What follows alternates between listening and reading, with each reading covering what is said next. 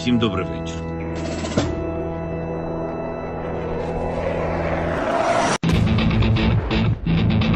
On behalf of the brave. On behalf of every father and every mother. Wings for freedom. On behalf of our warriors. And paves the way for a new history.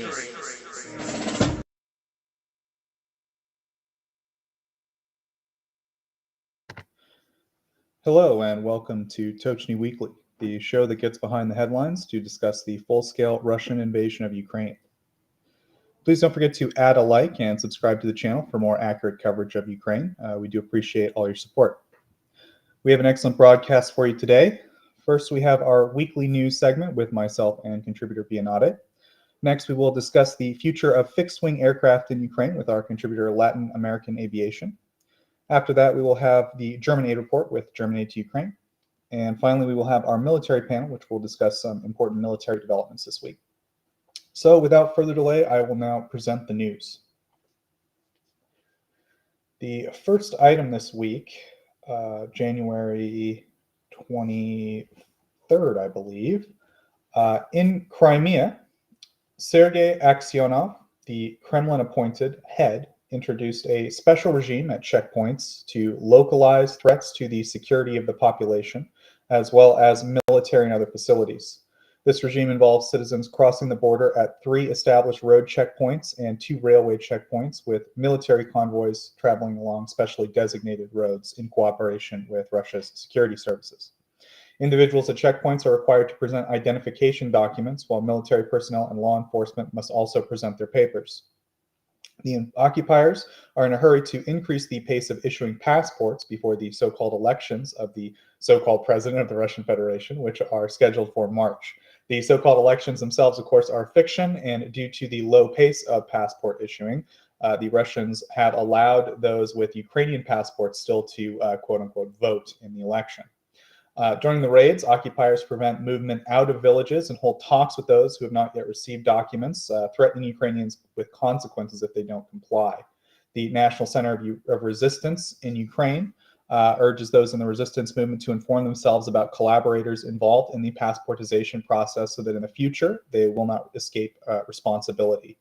So for more on this topic, we're going to now go over to Bianade to discuss passportization a little further. Bianade, over to you. Thank you, Joseph. Yeah, like you said, Joseph, the Russians are trying to hand out this. And lately we saw an expansion of methods applied to this unlawful endeavor for the reason of the upcoming sham election in Russia. I will now tell you a bit about some methods which are, for example, financial incentive. There are different schemes where the Russian occupiers are offering free housing or small pensions to Ukrainians willing to take the Russian passports. Like you mentioned, these forced talks to persuade Ukrainians happens too in a series of raids which happened in the temporarily occupied territories. Whole villages and smaller areas of cities will be blocked by Russian armed forces, and Russian personnel supported by collaborators will enter and have forced talks about the Russian passports. Often Ukrainians resisting giving up their citizenship will be threatened with violence. Ukrainians will also be threatened with having their children separated from them and taken away. We remember Tigran and Nikita, the 2 teenagers, which, after getting tortured and taken away from their family, resisted the Russians in an armed standoff and were sadly killed by the Russian occupiers. Another method is the denial of earnings and also the denial of medical services, especially in public hospitals, which are already run under Russian administration. These things happen there. In the latest message from the Ukrainian Center of National Resistance, it is highlighted that occupiers also threatening to seize heavy machinery from farmers if they don't have Russian documents in the midst of the preparation for the agricultural season. The occupiers establish a fake structure of entities that will inspect farming equipment. This equipment will need separately issued documents, which are only available to Ukrainians which accepted the report. Methods are against the international law and represent Russia's attempts in illegal genocide. Ukrainians and take away their citizenship by force. Back to you, Joseph. Thank you, Bionade. So we will, of course, keep everyone informed about further news involving forced passportization of residents in the occupied territories. The next item, on January 22nd, there was a meeting between the new Polish Prime Minister Donald Tusk and Ukrainian President Volodymyr Zelensky, in which they committed to reinforcing their defense cooperation and addressing some political disputes that had recently strained the alliance between the two nations. Tusk's first visit to Ukraine as prime minister was pivotal for rekindling these ties, which have been strained by some economic and logistical disputes, notably protests by Polish truckers over permit-free access for Ukrainian truckers within the European Union.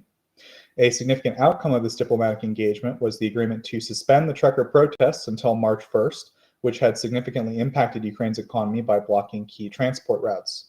This temporary suspension serves as a platform for further negotiations aimed at finding lasting solutions to the grievances that initiated the protests in the first place.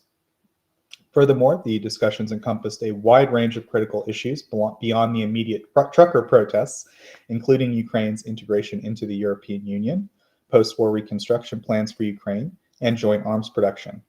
President of Ukraine highlighted discussions around a new package of defense assistance, although specifics were not disclosed. Both leaders also touched on joint arms production and increasing the scale of arms purchases for Ukraine's defense needs. This meeting coincided with Ukraine's Unity Day, and President Zelensky also utilized this occasion to announce plans for offering dual citizenship to all ethnic Ukrainians and their descendants worldwide, excluding, of course, Russia, towards uniting Ukrainians as a global community. The next item is on January 23rd. A Russian missile strike targeted Ukraine's major cities, including Kyiv and Kharkiv particularly, resulting in the death of 18 people and injuring more than 130 others. The attacks caused extensive damage to homes, infrastructure, and over 100 high-rise buildings in Kharkiv alone, with emergency services and police conducting search and rescue operations under the difficult conditions. The Ukrainian armed forces reportedly destroyed 22 out of 44 incoming missiles, with a significant number intercepted over Kyiv. These strikes are part of a larger pattern of increased missile and drone attacks by Russian forces over the past 2 months, aimed at cities and civilian infrastructure far beyond the front lines. The attacks also left a trail of destruction in Kyiv, damaging apartment buildings, medical and educational institutions, and causing injuries across several districts. In a notable development, Poland's military responded to the increased frequency and intensity of this missile strike by scrambling jets after observing this activity on their radar. Additionally, on January 27th, a Russian attack by 2 Iskander-M missiles on an industrial facility in the Kremenchuk district was conducted. Fortunately, no one was reported hurt in the incident. However, the facility is the largest petroleum product refinery in Ukraine, and the strike will likely have a significant impact on production. The fire covered an area of more than 1 square kilometer, and 150 firefighters and around 50 fire trucks took part in extinguishing the fire, including many fire trucks and helpers from neighboring regions. The next item, on January 24th, the Ukrainian Security Service reportedly executed a successful drone strike on a Rosneft oil refinery in Tuapse, Krasnodar Krai, marking a significant targeting of Russian infrastructure deep inside their territory. The attack caused a fire at the refinery, which is a crucial facility for the Russian economy and military fuel. Although the fire at the installation spread over 200 square meters, it was extinguished within 5 hours, and there were no reported casualties. This operation is part of a broader series of attacks on oil and gas processing infrastructure, aiming to undermine Russia's economy's ability to support their military efforts in occupying Ukraine. The oil refinery attacks included the one in Tuapse, as well as in Novatek and an oil depot in Bryansk, which were targeted recently. These strikes are strategic, intending to disrupt Russian fuel supplies for the military. The Tuapse refinery before the attack had undergone significant upgrades, including the construction of a crude distillation unit and a vacuum gas oil hydrocracking unit. Apparently that particular thing, this vacuum thing, was targeted specifically, which is essential for refining crude oil into more usable products. Despite the attack, the global energy market appears to be, the impact on it that was observed appears to be minimal so far, as the exports constitute a relatively small fraction of Russia's total oil output. However, the series of overall attacks do seem to be having a relatively significant impact on Russia's overall oil output, and particularly their ability to refine fuel for the military. So although it might not have a big market impact, it probably has an outsized impact on their military capabilities. The Russian authorities and media reported seeing unidentified UAVs before and after the refinery fire, indicating a well-coordinated and executed operation. The incident also resulted in temporary restrictions at the Sochi airport. Next item. On January 25th, the nation of Denmark has allocated an additional 91 million Danish kroner, approximately 13.3 million US dollars, for a project specifically designated to support cybersecurity and cyber defense capabilities of Ukraine's armed forces. The aid package is provided under the auspices of the Estonian and Luxembourgish-led IT coalition for Ukraine, known as the Tallinn Initiative. On December 20th, Ukrainian 10 partner countries, which were mentioned, designed this initiative to help protect Ukraine in the digital domain. Alongside cybersecurity support, Denmark, with the Netherlands and the US, also lead a coalition providing Ukraine with F-16 fighter jets. Earlier in January, Denmark announced an additional package of 21.9 million in funding for the reconstruction of Mykolaiv, which is a city, of course, that has been significantly impacted by the invasion. Denmark also announced yesterday or today, I believe, that they have reached an agreement to commence bilateral negotiations on a document regarding security guarantees similar to the ones that the France and the UK. The UK has already signed their agreement. France is currently working on theirs. This move is part of a broader initiative following a declaration adopted at the last NATO summit in July.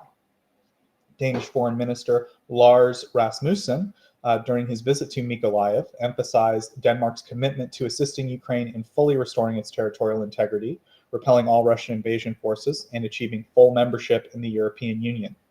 Discussions between Rasmussen and his Ukrainian counterpart Kuleba have led to an agreement to start concrete negotiations on bilateral security commitments between the two nations. They also deliberated on concrete steps Denmark can take to regain control of the territory, and agreed to hold a defense industry forum to discuss cooperation on drone production specifically. That's pretty much it for that. There's just mention of like G7 framework declarations and things like that. So basically Denmark is participating very vigorously in all of the international forums that have been set up to help Ukraine, I think is kind of the general vibe we're getting from Denmark these days, which is much appreciated. Small country, but very helpful in these regards. The next item, on January 26th, Nepal's government has formally requested Russia to repatriate Nepali nationals who were recruited to fight in Ukraine. This request encompasses the return of both the recruits and the bodies of those who died in the conflict. The Russian army is estimated to have recruited more than 200 Nepali nationals for combat roles in Ukraine, with at least 15 deaths so far reported among them. This situation has prompted Nepal's foreign minister, Narayan Prakash Saud, to address the issue directly with Russian authorities, illustrating concern for the safety and human rights of Nepali citizens involved in this conflict far from Nepal. There are also reports, I should mention too that relatively recently, India stopped hiring Gurkhas from Nepal for their military. So I think a lot of those guys don't have like a lot of work. And of course, Nepal is not a super like economic powerhouse. So I think a lot of those guys wind up maybe taking work from Russian recruiters. But yeah, just an aside there. Anyways, there are also reports of the presence of mercenaries from Malaysia at Russian military training camps in the occupied areas of Donetsk. The Ukrainian National Resistance Center has identified these individuals as Malaysian, as they were accompanied by a translator, and indicates that they are actively involved alongside Russian combat forces. This development raises significant questions about the recruitment and use of foreign mercenaries in the full-scale invasion, and Ukrainian authorities have warned that anyone fighting alongside the Russians against Ukraine is considered a valid military target, emphasizing the risks involved for those participating on behalf of Russia. Cuban mercenaries are also reportedly participating in the invasion alongside Russia, with Russia offering a signing bonus considered significantly higher than the Cuban monthly salary. At least 119 Cubans have been determined to have gone to fight in Ukraine, although that figure is considered a relatively low estimate, and it's about 4 months old. The actual number of Cuban participants is likely to be higher, and it's only probably known to Russian recruiters. These mercenaries, alongside individuals from other countries like Belarus and Serbia, have been observed in Russian-occupied territories in Donetsk, and they're undergoing training by Wagner and also the Russian puppet governments to take part in combat operations. The final piece of news today, news got through the news faster than I thought this week, I suppose. The Parliamentary Assembly of the Council of Europe, or PACE, P-A-C-E, has formally adopted a resolution calling for its member states to recognize the deportation and forced displacement of Ukrainian children by Russian authorities as acts of genocide. This resolution is a response to disturbing findings in a Yale study, among others, regarding the treatment and displacement of Ukrainian children amid the ongoing conflict involving Russia and Ukraine. Key findings from a significant Yale University study released last year have implicated Belarus in these international crimes, revealing the deportation of at least 2,400 Ukrainian children to camps within Belarus. Again, this study was released last year, and these are confirmed deportations, meaning that the real number is likely substantially higher. The study underscores Belarus's involvement at the governmental level, with President Alexander Lukashenko directly overseeing efforts in the coordination with Russia to facilitate the deportations. The report details how occupying forces in the regions known as the Luhansk People's Republic and Donetsk People's Republic, of course the puppet governments created by Russia, alongside other regime-aligned organizations from Russia and Belarus like the FSB and the Belarusian Security Services, have orchestrated the movement of these children from occupied territories in Ukraine to Belarus. This occupation is part of a broader strategy involving the forced displacement and indoctrination of the Ukrainian population. Furthermore, the investigation has uncovered that over half the facilities where these children are being held are engaged in re-education, military training, or are conducting unknown medical activities. Such practices raise serious concerns about the intentions behind these activities and the long-term impact on children's well-being and identity. This resolution by PACE, supported by the findings of the Yale University study, bring to light the grave nature of the situation and the urgent need for international recognition of this crime against humanity and the action to address the forced displacement and indoctrination of Ukrainian children victimized by Russia's occupation. So that concludes my news report for this week. So thanks everyone very much. If anyone has any questions from the chat, I think we have about 10 minutes before we want to start our next segment, or we can just start that early. Erlend, do we have any questions, or should we just head over to the next segment? Well, we have some questions, but I think we're just going to head over to the next segment. And I'm very happy to finally have Latin on board on a live stream. So welcome to you, and also welcome, John. How are you doing, Latin?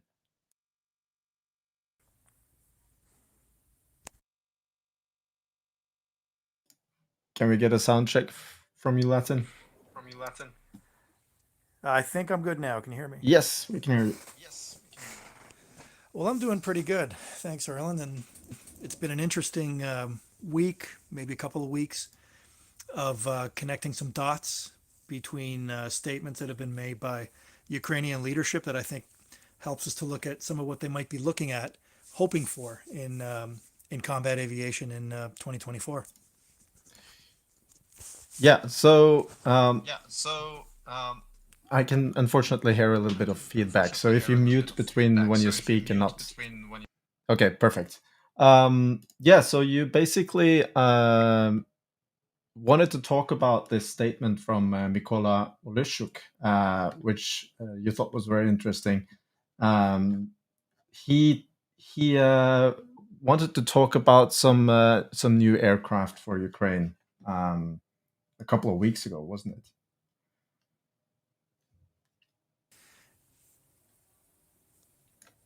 So, Erlend, is it okay if we kind of look at it big picture, just take a little step back from that particular comment? Is that okay if we go there? Of course.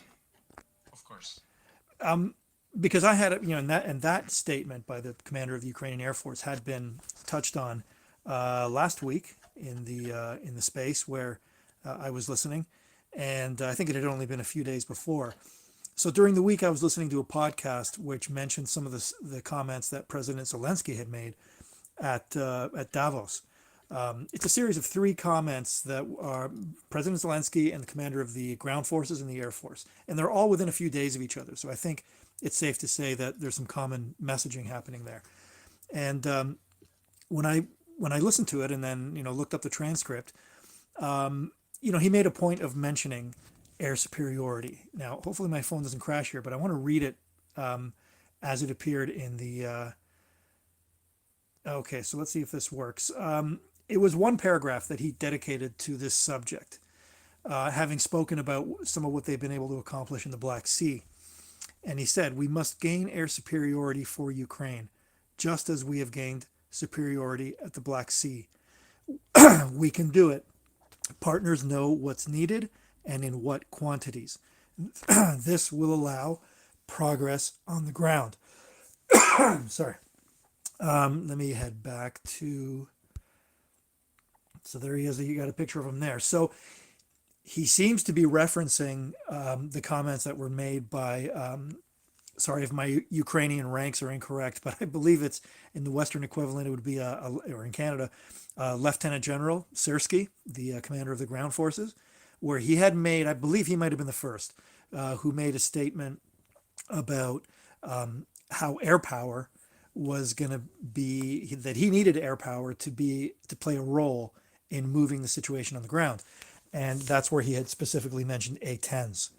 And then around that time, then President Zelensky made his comments, and then the commander of the Air Force, General Oleshchuk, had made the comments where, I think I don't want to get too bogged down on the 2 aircraft types that he mentioned, which were Mirage 2000 and A-10, because I think that all of the general statement that he made, and it was a fairly well crafted and long statement on Telegram.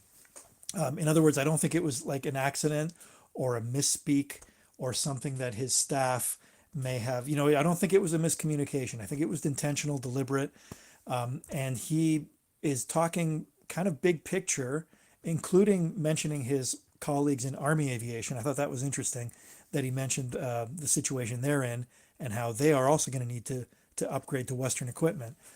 But he mentioned specifically what General Syrski of the ground forces had said, kind of saying that he understood those needs and he understood that the Air Force had a role to play in being able to better support the ground forces. So all of this, I think, points us to what seems to be at the highest levels of Ukrainian military and civilian leadership, a vision that they seem to have for what they hope will happen with their partners' help in 2024. And I think probably a good starting point would be to have a really good look at and maybe look at what President Zelensky meant by air superiority. I think it's fair to say, because that's the term he used in Davos. And I think it's fair to say that probably he's not referring to strictly doctrinal air superiority as U.S. Air Force staff would understand it. That it's something else. It's something uniquely Ukrainian, because we know that they don't have, nor will they possibly, conceivably in 2024, have all of the assets, not to mention training and experience, to make air superiority happen the way a Western force would understand it. So maybe we can start with that kind of 30,000 foot view of what the President Zelensky may have meant by air superiority in the Ukrainian context. Yeah, and I just wonder, do you think that these statements reflect more or less also the long-term determination and planning that these military leaders are actually working on when they sit down and discuss, not just with Western military leaders, but also when they're internally basically writing out the plans for for how they see their Air Force and Army aviation in the future?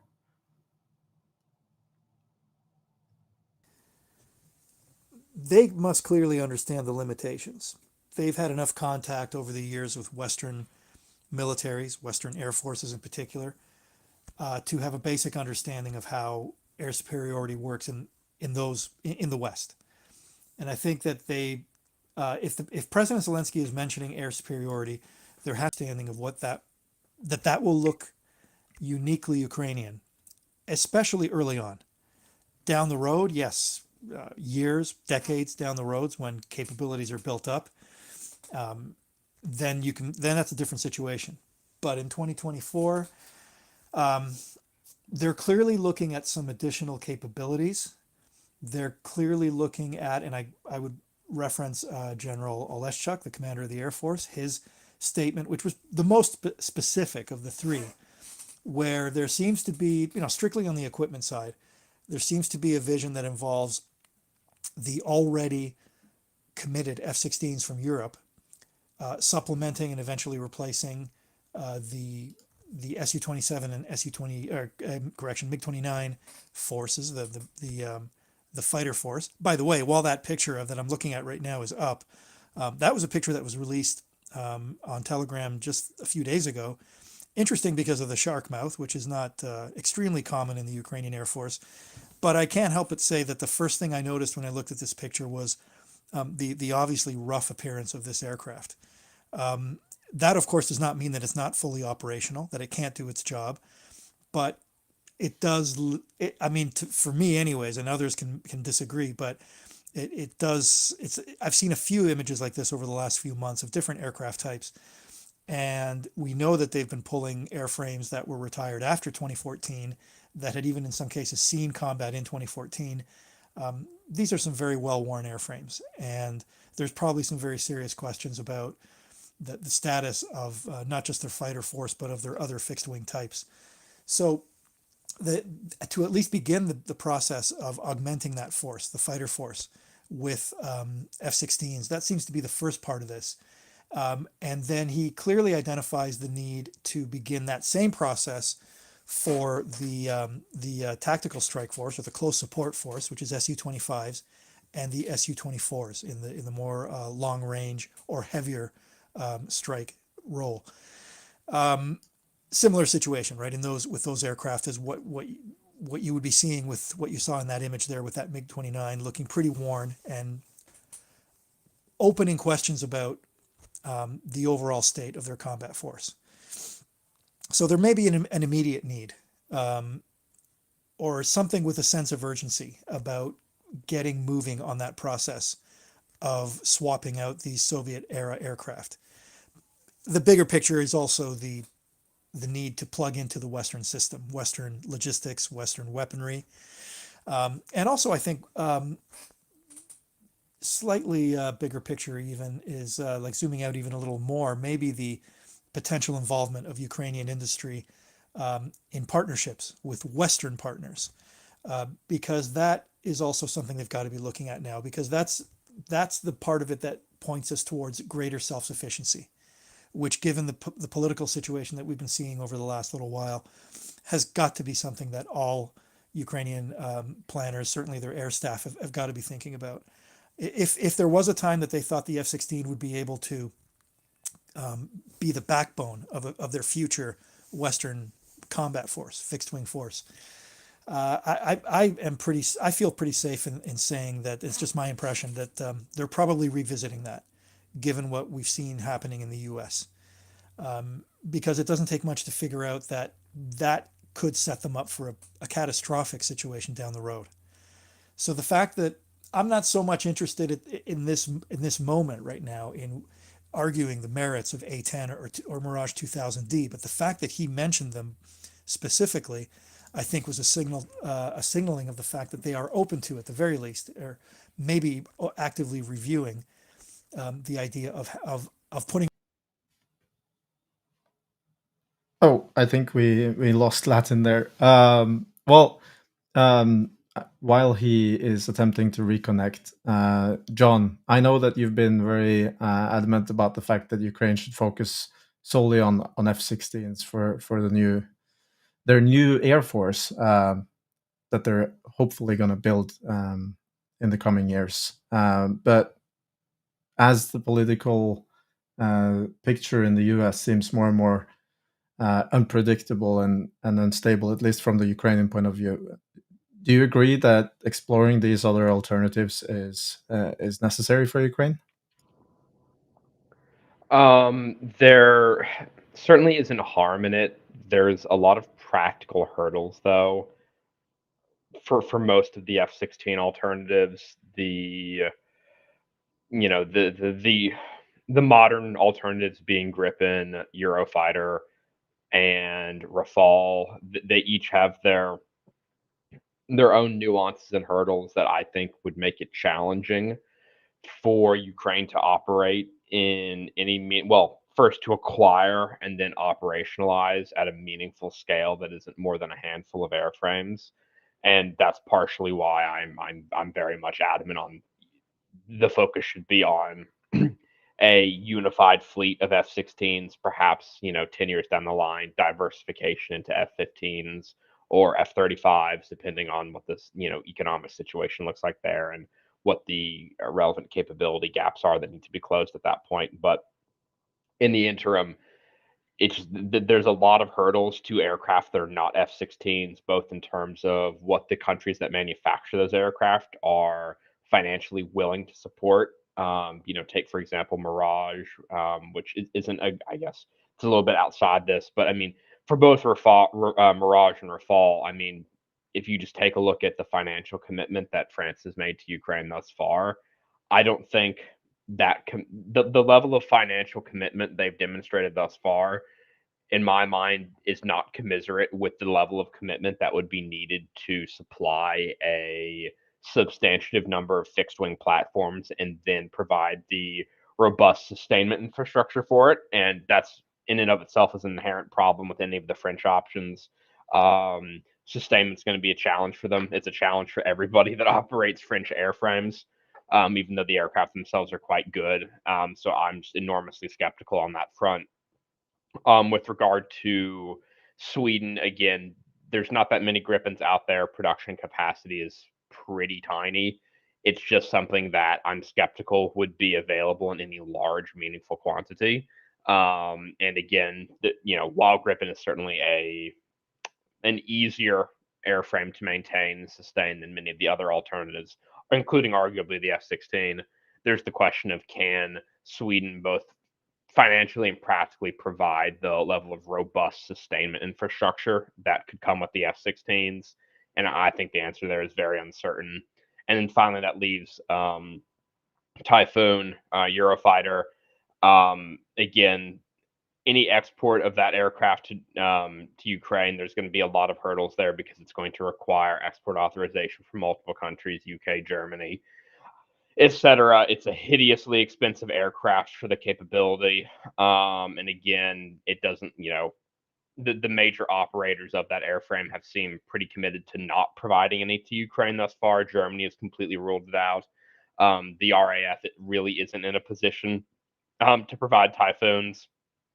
I just don't see a particularly viable path for the F-16 alternatives as it stands. I mean, I think the most plausible would be that Ukraine gets 6 to 12 Gripens, 50% operational availability rate. They have 3 to 6 flying at any time. I suspect that would probably be the most likely non-F-16 outcome that we see, at least for the next couple of years.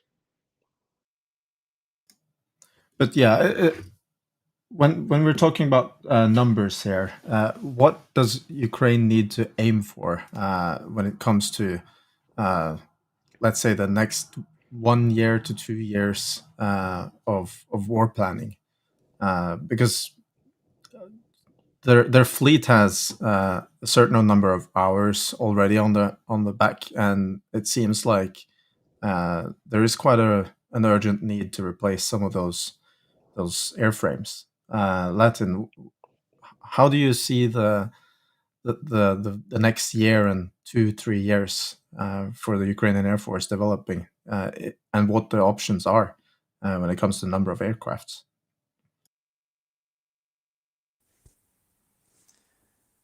Well, I agree with everything John was just saying. I managed to come back and hear most of that. And I do agree that Eurofighter is, there's no indication that it's even on the radar. It's just a non issue at this point. At least with some of the other types, they've been discussed or at least mentioned officially now. So we can at least consider them a blip on the radar screen. But, the long term, you got this long term goal of a westernized Ukrainian Air Force, which would probably have somewhere between 200 and 300 fixed wing combat aircraft, and where we are now. That's a very big gap. And I don't see anything happening in 2024 that would be beyond the kind of scenario that John just mentioned. Like at best, the swapping out of one squadron within a Ukrainian fighter brigade. So you're talking about 12 aircraft roughly. And it may even be an understrength squadron. I just can't see that anything else could happen. The only thing I'll add to what you were saying, John, is that if we look at a potential, some of the potential donations that you were talking about, I kind of see it in two parts. I would break it down into two parts. If we put the onus on the country that operates and produces an aircraft, and that may be in a position to provide some surplus airframes short term, I think that is much more likely that it could happen with, well, you mentioned Sweden, but I do think it is also possible with France. Thinking of it from that nation's arms industry point of view and political point of view, it's a stopgap. Even if the numbers aren't ideal, even if there's limits to what Ukraine would be able to absorb, especially when you're introducing different types, as you were saying, which really complicates the picture. It's a stopgap that could allow for some increase in capabilities, leading to down the road a provision of something more advanced, probably new production. So in other words, what I'm trying to say is that you ask Dassault or Saab what they think of this, and I think that's what the scenario would be. As far as different types, I mean, it's obviously it's less than optimal, but my question is, what are the alternatives given the current political situation, particularly in the U.S., understanding that could easily be France tomorrow if Marine Le Pen is elected. So what is the alternative? It just seems to me, based on past experience with countries like, quick example off the top of my head, Indonesia or India, is to somewhat protect themselves against those kind of scenarios, but exactly by creating a diverse fleet. You pay a price, literally you pay a price in training, in operational costs, in order to create a force that is somewhat protected from sanctions, from the political whims of partner nations. I just don't see what the alternative is right now. And they have to be thinking of that, because the U.S. situation, as from my perspective as a Canadian, looks pretty serious right now. I mean, I would think that if we're just talking acquiring additional numbers of airframes in an absolute sense, I would say that the focus should be on getting Belgium to cough up its 40 odd or so F-16s they're currently refusing to part with for very contrived and nonsensical reasons. But more specifically to your point about alternatives, you're right. There is a value in having a hedge against changing political circumstances by operating airframes from different vendors from different countries. But that kind of comes back to the underlying issue, at least in my mind, that while it would be beneficial to have some level of insulation, the question is at what scale and what relative scale. It's one thing to say, we're going to have these 12 Gripens. That is a level of insulation that's not decouples part of their air force from the domestic body politic here in the U.S. But at the same time, that's only 12 Gripens, and then they're pledged to get 60 something. I don't remember the exact number off the top of my head. F-16s from Norway, Denmark, the Netherlands, potentially more. Belgium, chimes in. It's just such a small portion of the force that, while again it does give you some insulation, it doesn't give you that much. And I'm just, in my mind, I'm not sure that potentially some inefficient resource expenditure that would be necessary to pursue that. I'm not necessarily sure that trade-off is worth it. Is my calculus.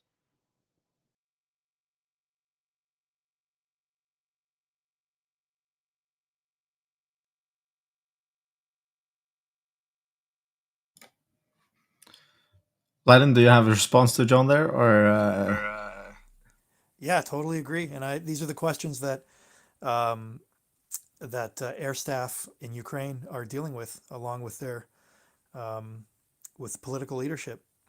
I mean, that's exactly what they're dealing with right now, is making those decisions of um, uh, gaining in some areas and potential costs.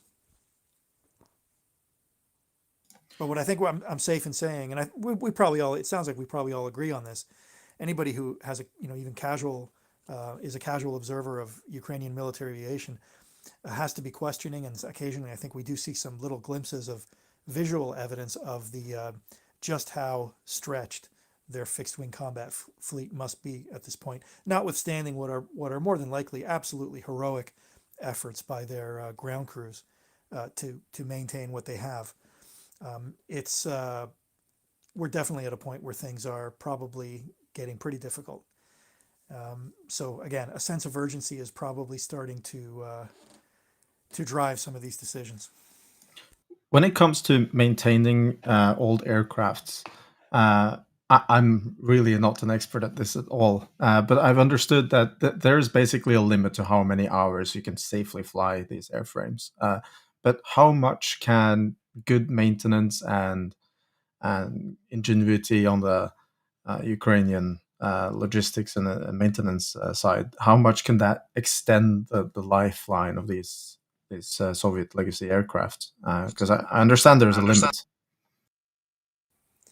Well, limits are set on every type in the world that flies, and they're pretty conservative for the most part. I think those limits have probably been pushed way past, by the book limits by the Ukrainians. But at the end of the day, it's catastrophic failure that will determine how far you can go. Hopefully, that catastrophic failure is detected on the ground in an inspection where um, key members of the airframe are when you begin to detect cracks. Um, or sadly, and there is evidence of this, our friend Alex had mentioned some of this. Believe it was last year that there may have been at least one incident of a Ukrainian MiG-29 that literally broke apart in the air. That wouldn't surprise me at all if that had been the case, and if it's happened in other occasions. So I think they're probably past that point of the doing it by the book, and they're doing what they can with what they have and taking the risk that there may be catastrophic failures, unfortunately, sometimes in the air. So what really tempts me about the Swedish option is that the probably Saab and the Swedish government would be very interested in platforming their airplanes in another country for the future of the whole Swedish aviation industry. And when it comes to logistical support, I'm actually not that worried. I think Sweden can probably, if they want, back Ukraine at least for a while.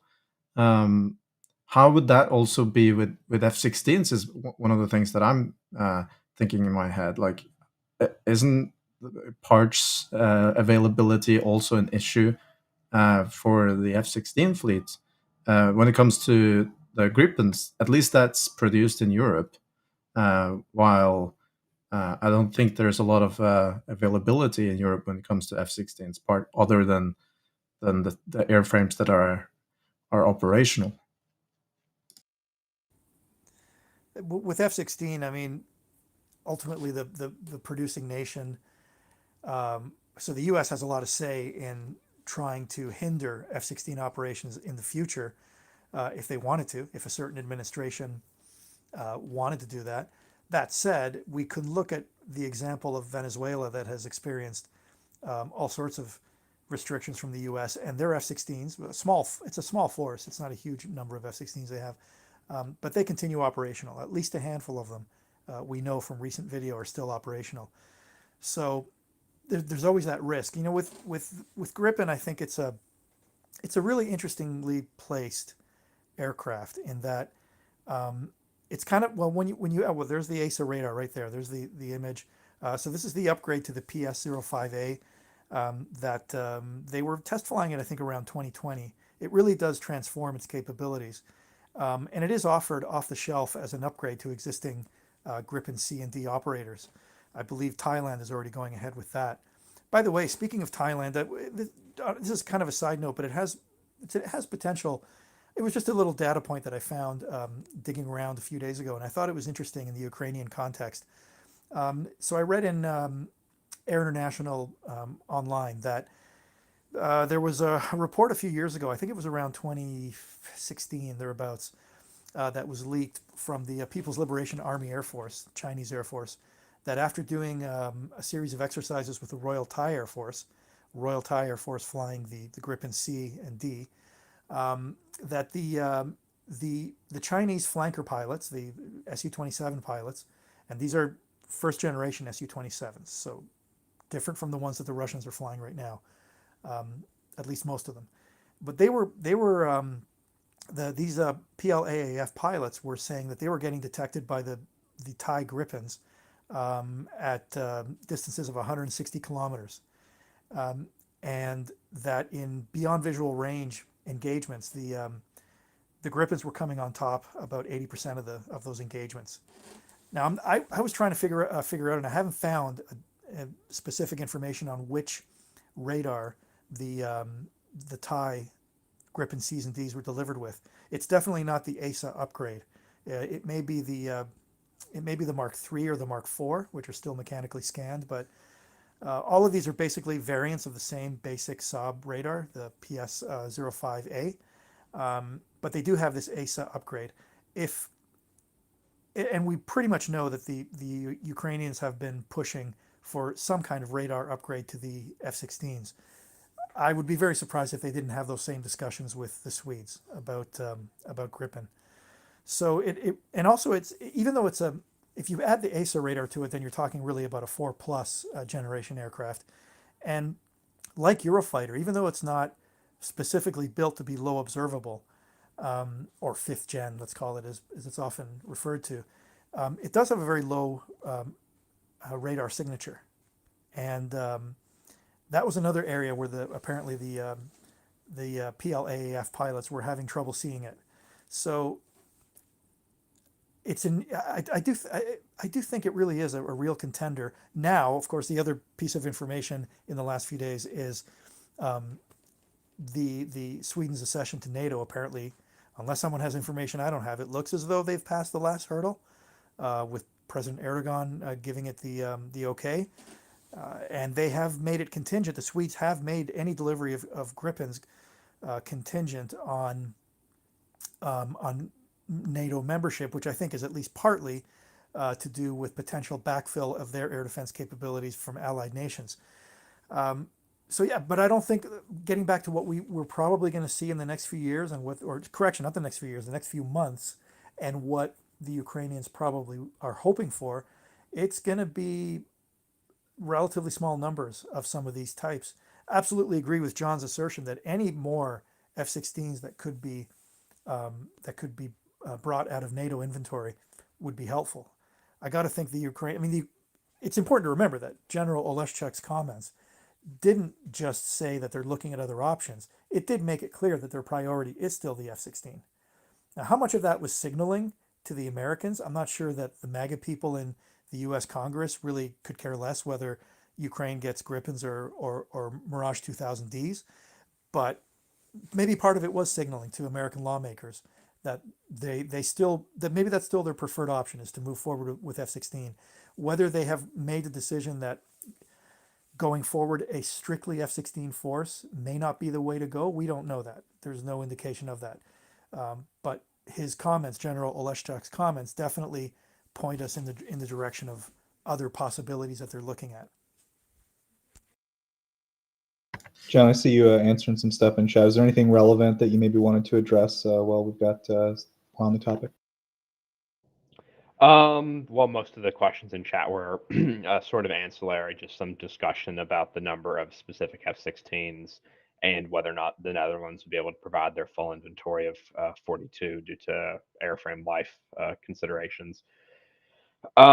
Just One thing I would like to add, sort of that we touched on earlier, didn't get a chance to mention this. I would suspect that the Ukrainians still have a very Soviet conception of the use of air power and what air superiority means. It's sort of my understanding broadly is that at an institutional level, they're very, very deeply steeped in the Soviet way of thinking, the Soviet terminology.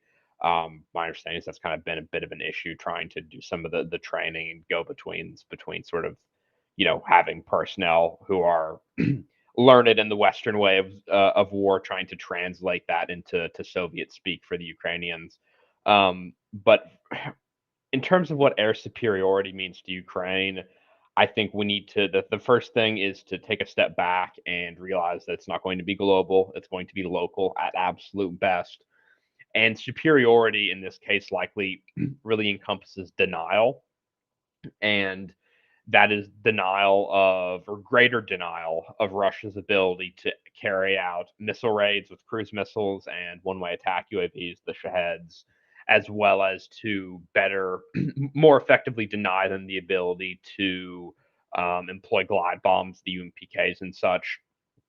So it's less about actively gaining air superiority and using it to degrade enemy capabilities as would be conceived in sort of the Western way of thinking, and more so about denying the VKS the ability to use their rather significant material advantages to shape and affect the battle space in Russia's favor. It's about denying the ability to do that more than it is enabling Ukraine to leverage air power in a positive way for them to shape and enable offensive operations. But that's true of everything. This whole war is just about denying Russia's ability to do things. I think it's true just across the board.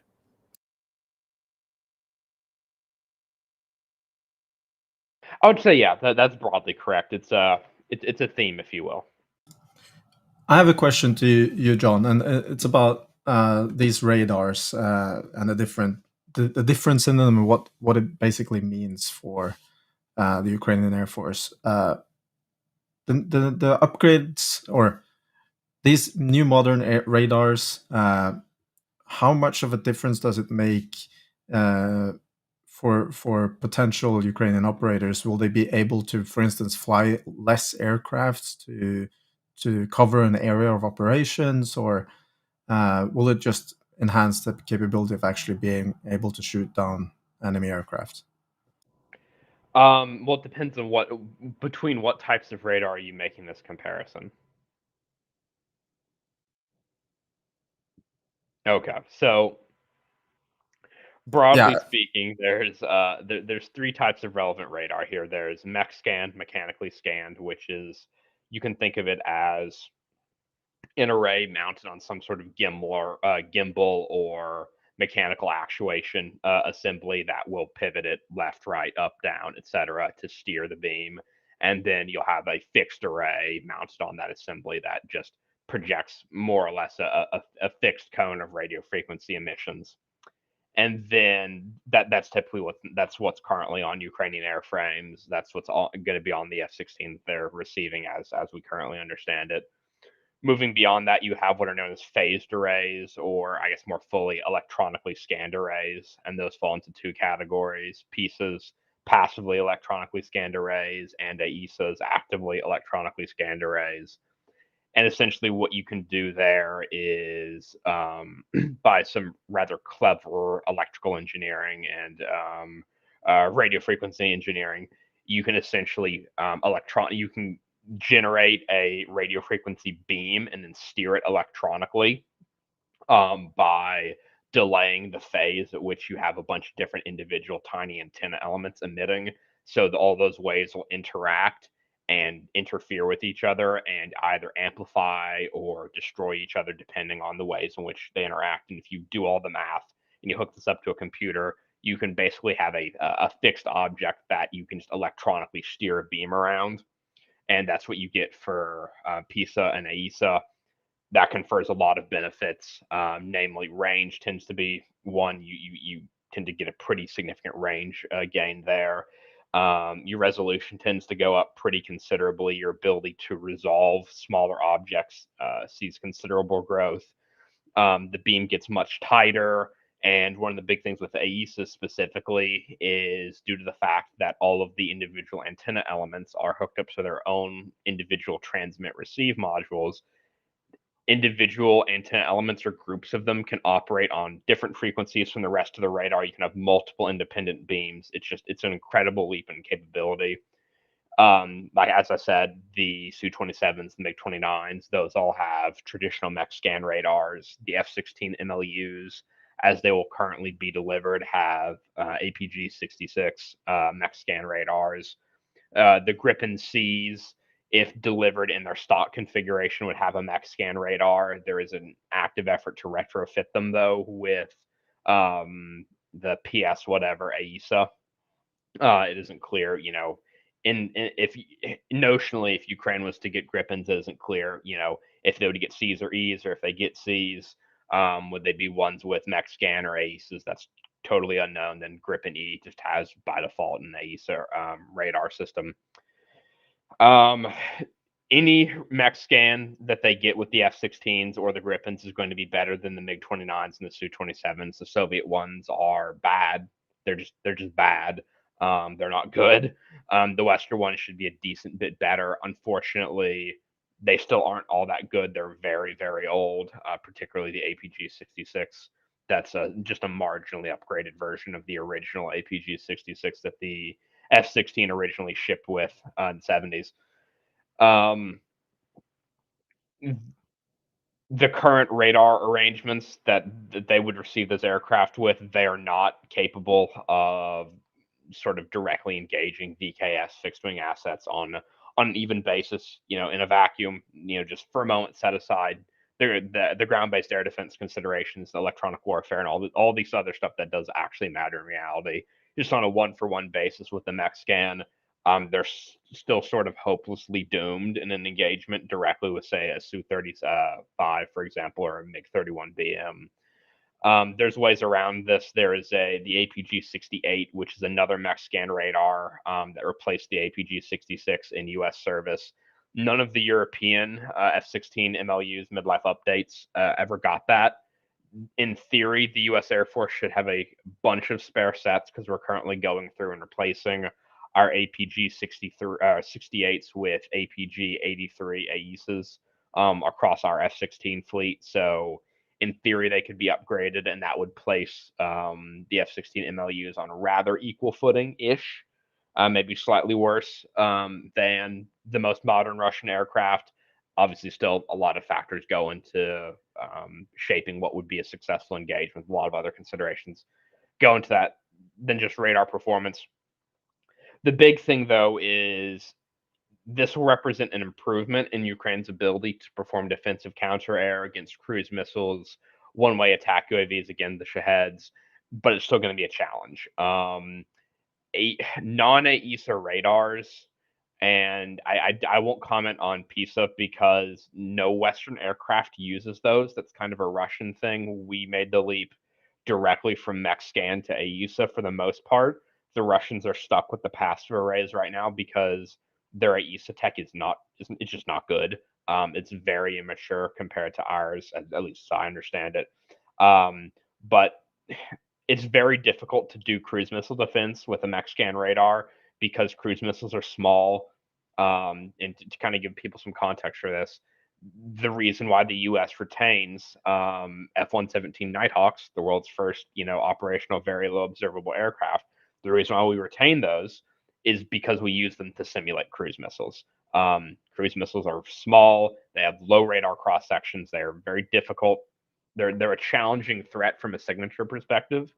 So you really want an AESA to deal with those because they have a so much greater ability to resolve really small objects at range compared to mech scans.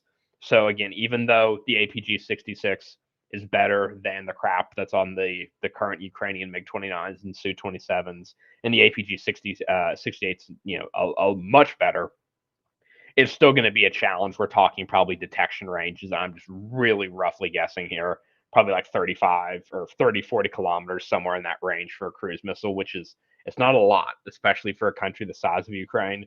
It's still going to be a very challenging mission set. In terms of flying hours, do you think acquiring some of these new capabilities will extend the amount of flying hours you would have, or do they need to fly less? Is basically my question. Well, no. I mean, they're doing what, like 30 sorties a day, which is kind of minuscule. They really want to get that number up. I would say that if they can really operationalize the F-16s, we want to see the flying hours go up compared to what we were seeing with the MiG-29s and the Su-27s, because they are not flying a lot right now. I suspect partially because many of those airframes are in really poor condition.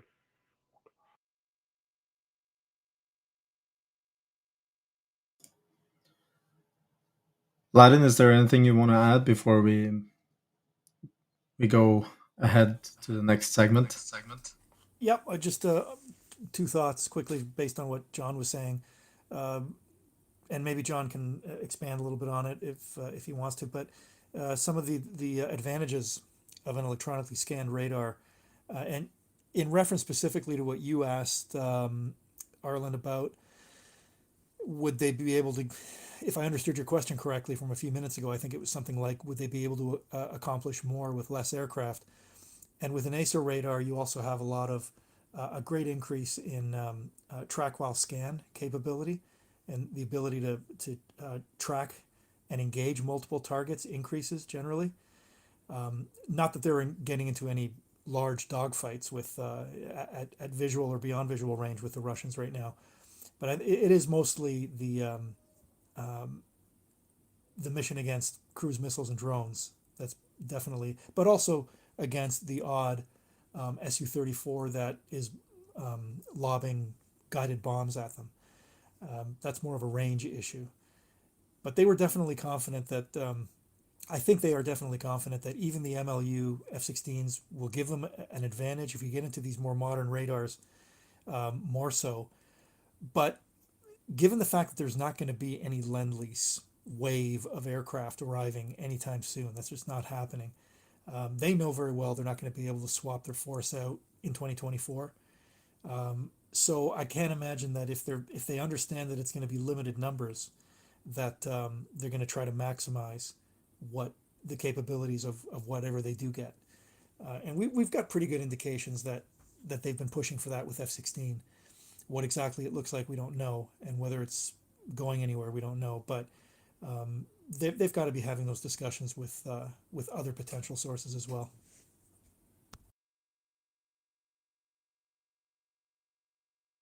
Yeah, that's basically my question. If they could do more with less, because I kind of get the feeling that there's going to be a limited amount of aircraft arriving to Ukraine in the short to medium term, and we can't really expect Ukraine's capabilities in this field to greatly enhance. So when it comes to flying hours and sorties per day, that's kind of the feeling I have.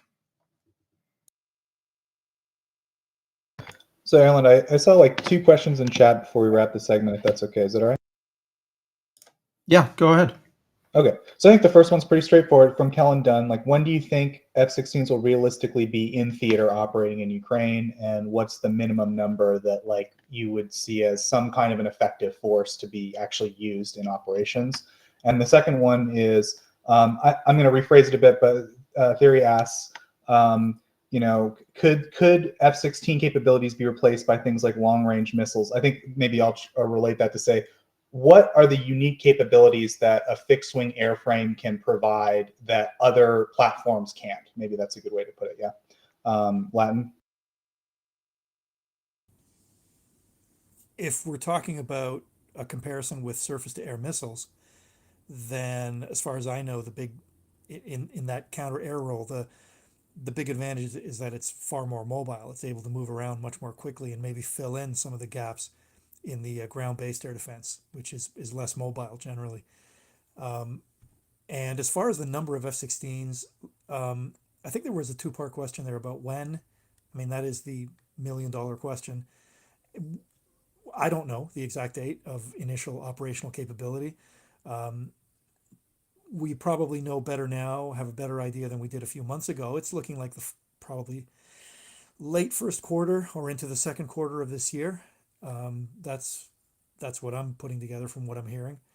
And IOC is going to be a relatively small number of aircraft. It's going to be no more. I can't see it being much more initially than a Ukrainian squadron. So about 12 aircraft, maybe some spares, maybe, as I said, maybe even an understrength squadron. And since the primary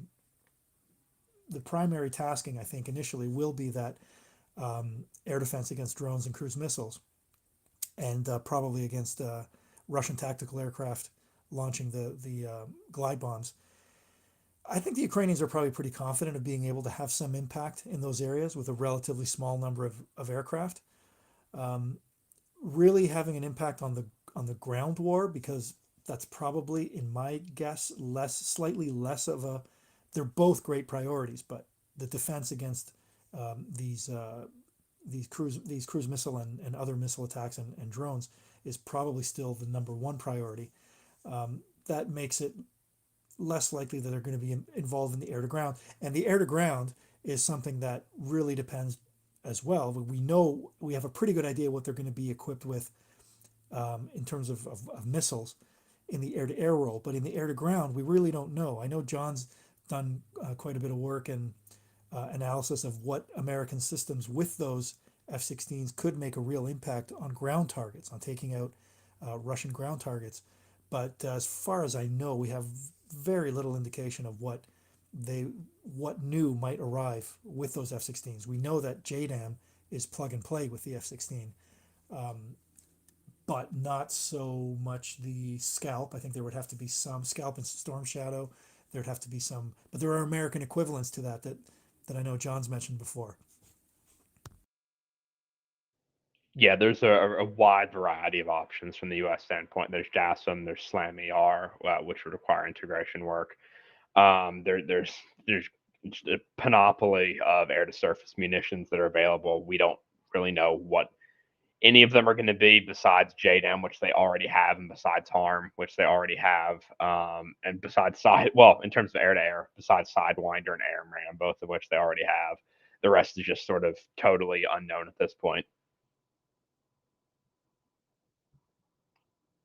And I would say, in terms of what F-16s bring to the table, or really any fixed wing platform, is Latin obviously covered kind of the air defense standpoint, but from the more offensive standpoint, there's a lot of value in some cases from having a 500-pound bomb available rather than a 155 millimeter shell. They certainly won't get the type of value from fixed wing platforms that, say, the U.S. Air Force or any other NATO member would, just because they aren't able to effectively neutralize the VKS and Russian ground-based air defenses like we can. But even so, I mean, just having, more JDAMs available along the front line, pave way potentially some of these other systems, small diameter bombs, access to harm targeting system for harm, ARGM potentially, all of these things, they push the envelope a little bit further in Ukraine's favor in a tactical and arguably operational sense, depending on the context and the mission set. Before we end the aviation segment, John and Latin, do you want to spare a quick comment on the A-10s that Oleshuk brought up? What I'll briefly say is, listen, it's already a struggle to get the F-16s from the U.S.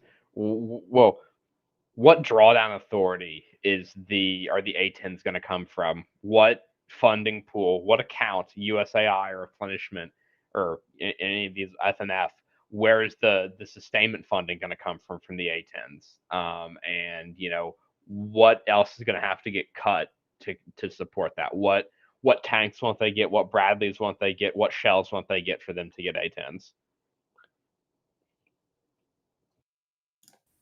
Yeah. Yeah, from that political point of view, it could easily be just a non-starter.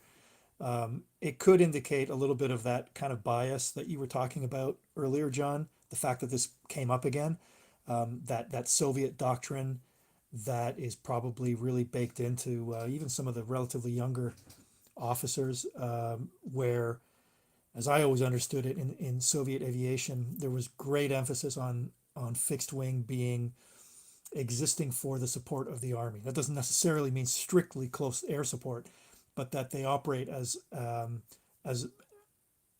operate primarily to facilitate what the army is doing.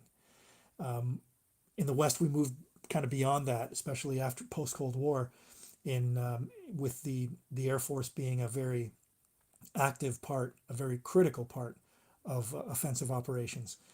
So I don't know if that's kind of if they're seeing it simply as, well, it's the American equivalent of the Su-25 and our Su-25s are in pretty bad shape. It might have been that simple, but they do know the aircraft, they've seen it, and they, at the very least, I think they're thinking of it as something that has a big, thick wing, just like the Su-25. It can carry a lot of rockets. We want to be able to continue doing some of those operations with unguided rockets against Russian ground targets, and they may simply see it as that, based on the fact that their Su-25 force may be in a real critical state right now. But like as John said, so much of this depends on American policy, be it just a total non-starter.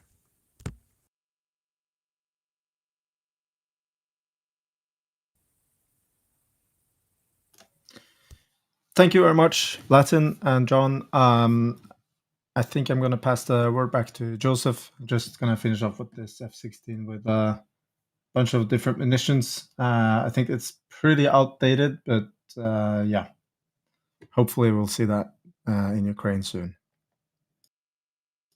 Yeah, thanks. Really great segment. Thanks everyone who participated. And we'll now move to our segment about German aid to Ukraine. So with that, I'll hand it over. Yeah, hello. Thanks for waiting for me. Let's start right away with German aid to Ukraine. Starting with Monday, the local fire brigade in the Mlivka Homoda, which is part of the Kharkiv Oblast, I'm very sorry if I said something wrong here, will receive a fully equipped firefighting vehicle and 50 additional fire extinguishers very soon. The vehicle and the equipment were donated by the German non-profit company, Freunde helfen Convoy, in cooperation with the German-Ukrainian Association Bamberg War and the Ukrainian NGO People's Self-Defense Lviv. On the same day, I reported that the German government has financed 2 mining vehicles and further equipment for the State Emergency Service of Ukraine. The Halo Trust provided the vehicles and the equipment, which is now supporting the humanitarian demining work in Ukraine.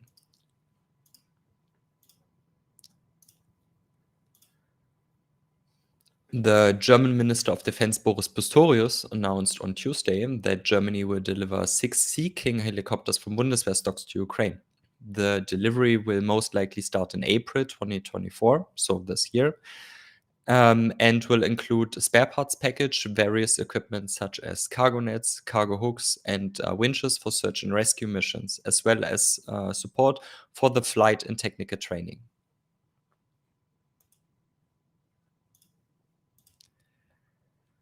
The German MOD has raised its prediction for the German deliveries of 155mm artillery ammunition to Ukraine on Wednesday. More than 230,000 shells will be delivered this year, which is an increase of about 30,000 shells from the prior prediction. With more than 80 Leopard 1A5s and 450 protected vehicles, precise figures were also given for these systems. Coming to our favorite topic. On the same day, Handelsblatt reported that the UK has offered the German government a deal whereby Germany would supply the UK with an undisclosed number of Taurus cruise missiles, which would give the UK in return the room to supply Ukraine with Storm Shadows of their own. German media, however, are reporting a somewhat similar situation, except that Scholz was the initiator and that Germany is negotiating a Ringtausch with Italy at the same time and not with France. However, there has been no confirmation of all of these reports so far. The German Minister of Defense even said that he knew nothing about the alleged offers from the UK. And I can only say that we at Tochnyi will, of course, inform you here in our podcasts on Sunday if something new gets announced or something at least gets confirmed.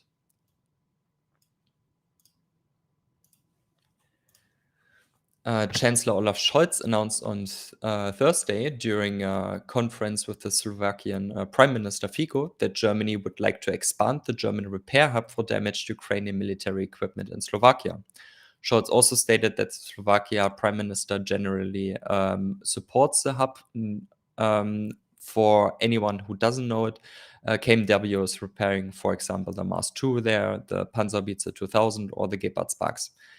And Scholz also said that everything is going well.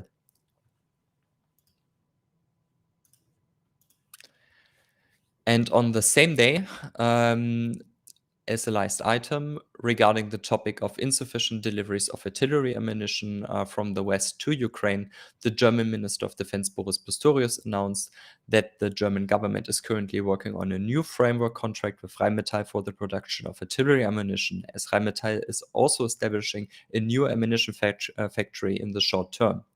Today, Rheinmetall CEO Pappberger stated that this factory will get built in Germany in record time.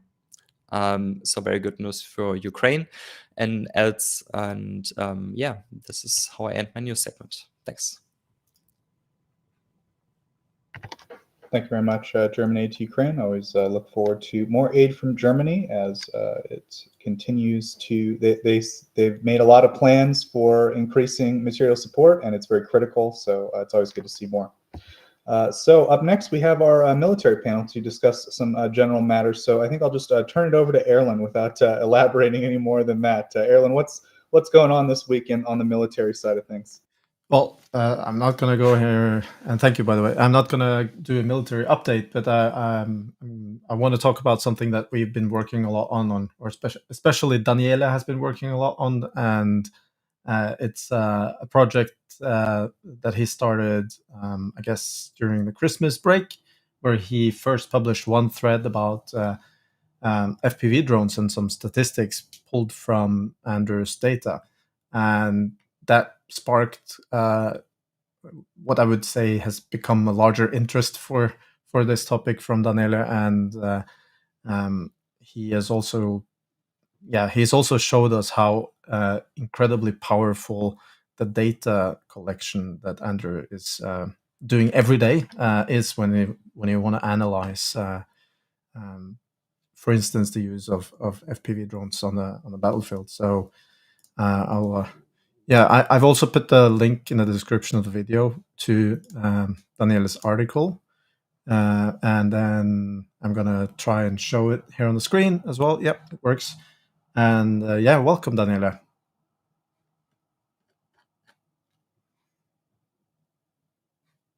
Can you hear me, Daniele?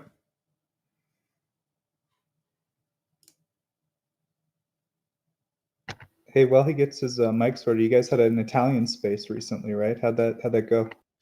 Oh, that was good.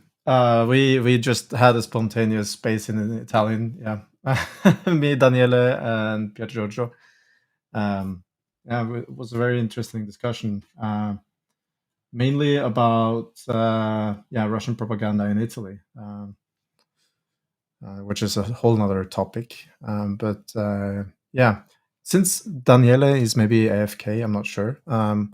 Maybe Andrew, do you want to explain what actually the data Daniele has analyzed? What is it? Like, where does it come from?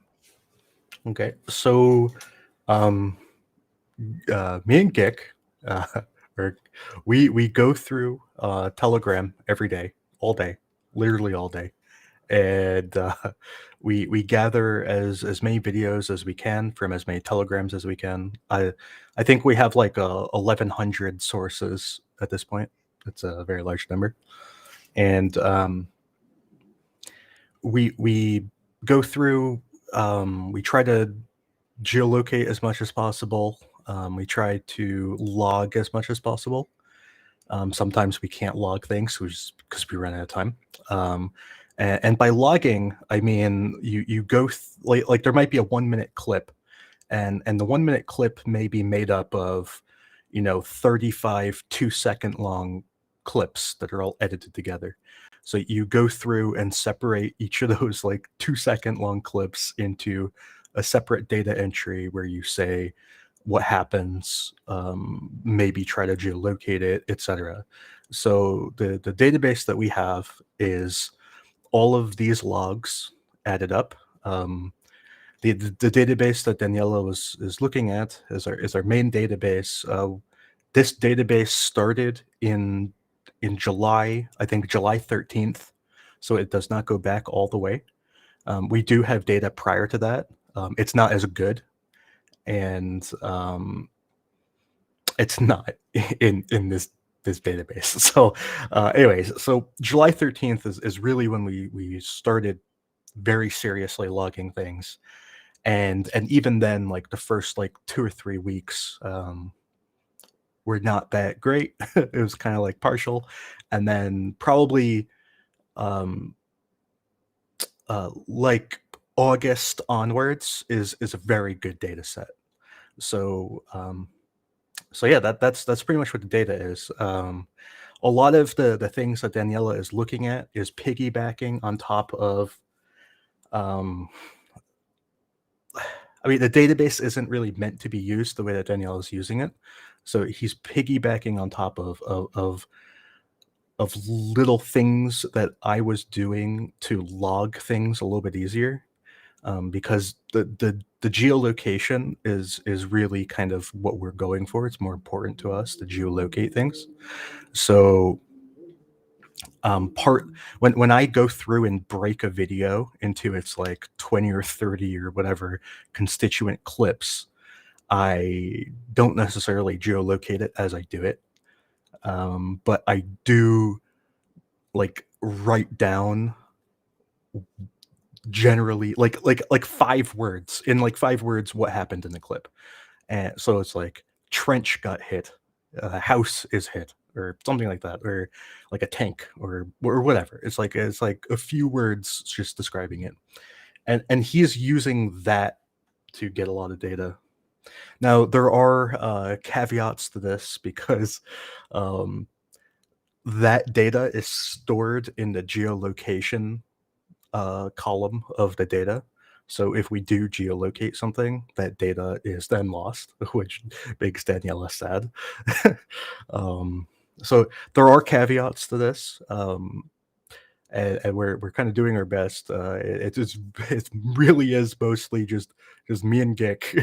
It's like a 2-person job. It's like 2 people doing the job of like probably 20 people, to be honest. And so yeah, that's pretty much what the data is. Yeah, so basically Daniela had to be in very close contact with you to be able to use the data in the way he wanted to, and that's what at least I've observed. And he's also gone down and been trying to help you guys breaking up more of these videos to get more meaningful data out of it, and so the sample is better. But yeah, I know that you and Geek are basically working on this every day. But yeah, the article I think is it's interesting for the people who are looking at FPV drones with interest, and also for if you just want to kind of get a glimpse of the scale here. But the sample, I just want to say that the sample size is not nowhere near the total amount of what we expect to be the usage of FPV drones, but those are the documented instances. Yeah, and just to throw this out there, like right now, I just added a line to our database, And this line is it's a line 24,700. So that's how many entries we have since July 13th. So it's 24,700. And I don't know that it probably works out to like 130 a day, something like that. So yeah, that's what we have. Yeah, I hear that Daniele might be with us now. Yeah, hello. Sorry, I had some technical issues, as always. No worries. So yeah, why did you have to do this update on your research, Daniele? Oh, well, I think mainly because it's an ongoing research. I don't think it will never end until the end of the war, probably. And I think the more we work together with Andrew, and even on my own by trying to understand the data, the better the way on how we present this data will be. In all honesty, a lot of things has been changed with respect to the first article because, of course, first of all, looks like much nicer into a visual point of view. We added a lot of I did a lot of effort in order to script the data in order to be shown using, for example, HTML as you're doing right now, so you can navigate through the data in a much easier but also involving way. So you're not just presented some graph, but you can actually do something. And the map is like a very big improvement, but has some flaw as well because some essentially not all the data that we use in the plots are actually all geolocated. So some are missing, of course. But what is very important here, in particular for the map, is that the map allows us to have a very good understanding on what's going on, because you may lose 10, 20, but there are still other 600, 800 there. So it's an enormous amount. And the precision of the geolocation, which is due to the fact that, okay, nowadays everyone has a GPS, but also the fact that Geek and Andrew have done a very big job in verifying and improving the geolocation where it was available, or where it wasn't, they just geolocated. And this requires a lot of time. You can't do this by AI, essentially. You need to spend a lot of time, and this need to be recognized to both Andrew and Geek. And I have access to the database, so I am trying to tonight. I promise. Yesterday was too tired, but the database is huge, and not sometimes you have to break away. You have to do what we call breakdown. So you have a single video with 10, 20, 30 videos inside, and you have to divide them by categories, by type of attack, because sometimes there are more attack, not all FPV, all shelling, and so on. Yeah, while you were talking, I was just trying to show that on the heat map here, you will actually find these attacks on Andrew's map as well. Yeah. Now there is only an issue. The map doesn't show you the date. So you have to go in the text that I wrote to know that is for January, around the last week of January.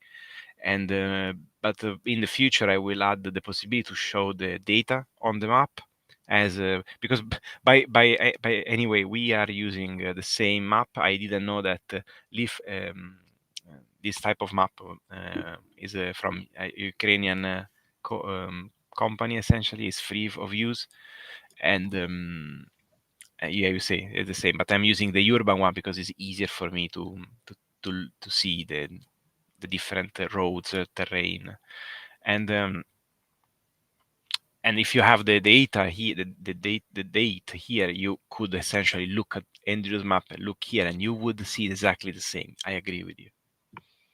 Yeah.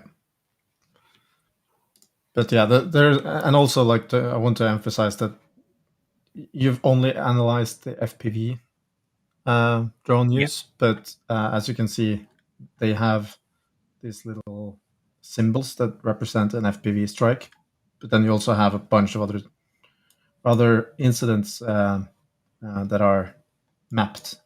So if you're not familiar with Andrew's map, you'll see that there's a whole lot of different symbols, and they represent different strikes or events. Yeah, absolutely. And for example, and you there are can shelling. click them Yeah. and get the source and the text, etc. Yep. And sometimes that includes an image. Yep. And these are all entries in the database, right? Yes. Yes. Everything that you. The gold ones are the ones of the white ring is a different database. Okay. I have two databases. One is a geolocated database, which is what Danielle is looking at, and then I have a separate database that's just for like public reports, like from governors, etc. That's a completely different database, and those have a white ring, and they never like, well, they sometimes have images, but they're not geolocated. They're just kind of like they're placed like roughly where the report said. So yeah, the yellow ones are geolocated and are in the database Danielle is using.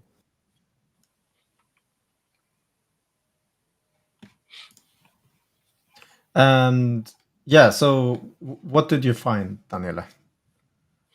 Oh, well, first of all, that data is very, very, very important. I mean, the amount of information that you can extrapolate from all the data that Andrew and Geek are collecting is very valuable for historical reason. I guess also in some extent, let's say, at least at an academic level on a military defense thing, because I'm starting, apart looking at the video gives you a lot of understanding of how troop moves and what they do, but also by looking at the attack, where they are, on what and which sequence, you can start to look on how they do things.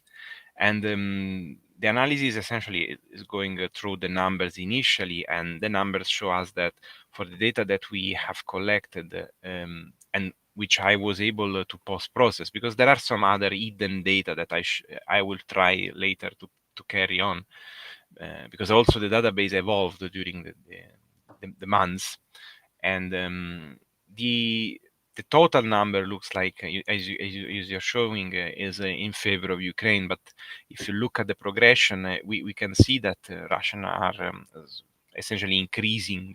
If you go down to the conclusion, you will see that at the very, very end.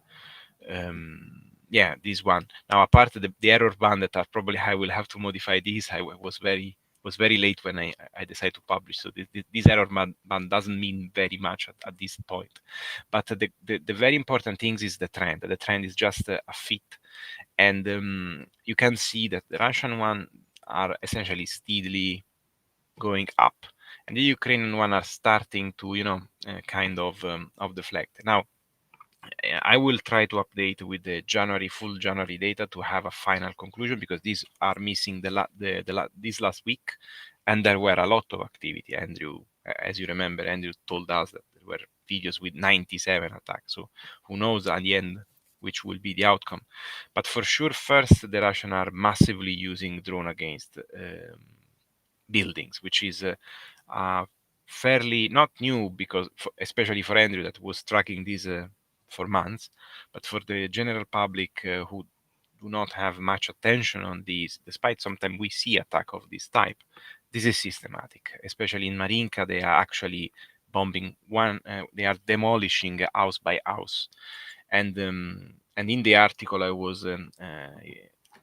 was showing how these geolocation are very effective. Yeah, if you go down, where we show some geolocation. So this is essentially, yeah, that's a residential area, and a lot of strikes were located in the northern part of this body of water, and especially located on houses. And this essentially, if you look on the right, you have the Russian advancing, and on the left you have the Ukrainian line, the defensive position. And as soon as the Russian advance, you will see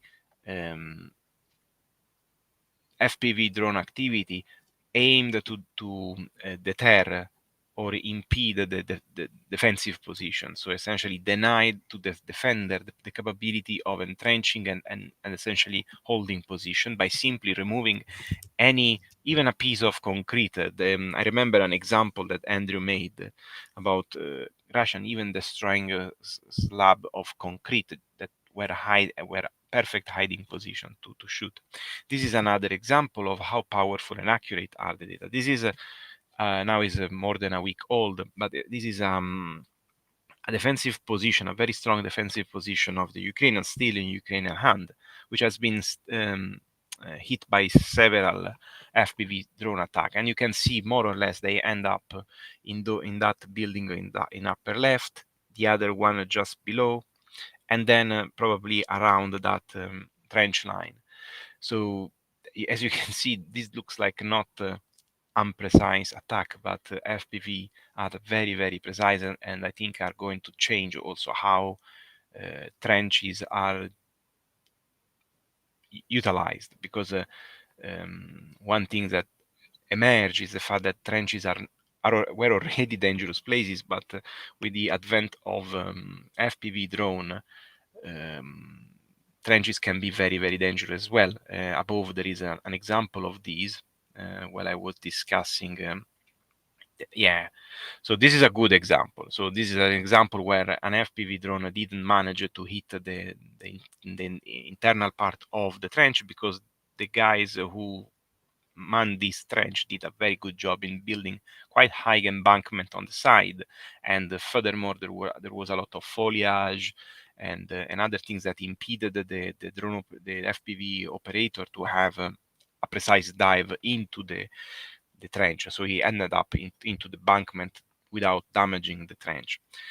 Instead, before just if you scroll up, you will see like an example, one of the many examples where a drone is essentially coming from the top, essentially going down, and then just before turning and deep diving inside a hole. This essentially was just a hole inside the tree line, and of course you can see even by the explosion, exploded exactly inside.